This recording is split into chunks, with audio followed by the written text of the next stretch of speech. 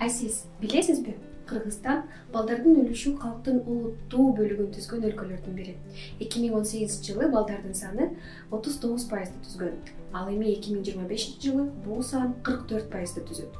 Ошондо 6 миллион калкы бар Кыргызстандын дээрлик жарымы балдар болот.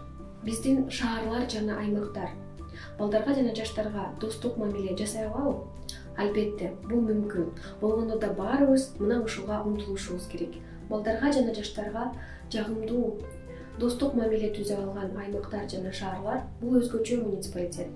Ал жерде балдар үчүн бардык ыңгайлуу жашоосуна, ар тараптуу өнүгүүсүнө шарттар түзүлгөн мейкиндик пайда болот. Бул жерде балдар жана жаштар алардын кызыкчылыктарына тиешелүү болгон чечимдерди кабыл алууга өздөрү катышат. Бул шаарда балдардын жана жаштардын муктаждыктары жана кызыкчылыктары сөзсүз эске алынат. Алардын жаш курагы, улуту, ден соолугу жана кандайдыр бир башка өзгөчөлүктөрү маанилүү эмес.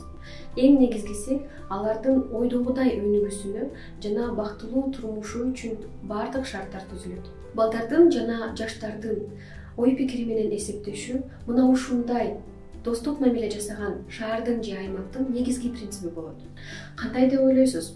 Биз балдардын жана өспүрүмдөрдүн муктаждыктарын, керектөөлөрүн билебизби?